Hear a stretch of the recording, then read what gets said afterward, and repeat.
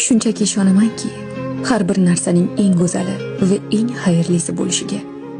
har bir qiyinchilik ortida bir yengillik yashiringaniga, nasib bo'lmagan narsa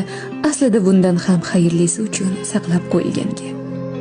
nasib etgan har bir holat esa aynan men uchun eng to'g'ri ekaniga, har bir kechikish ortida bir hikmat borligiga, har bir duo o'z vaqtida qabul bo'lishiga,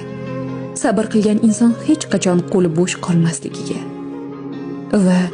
qalbdan so'rab Robbisiga omonat qilingan hech bir narsa aslo zoyi ketmasligiga ishonaman. Shunchaki ishonamanki, har bir narsaning eng go'zali va eng xayrlisi bo'lishiga, har bir qiyinchilik ortida bir yengillik yashiringaniga,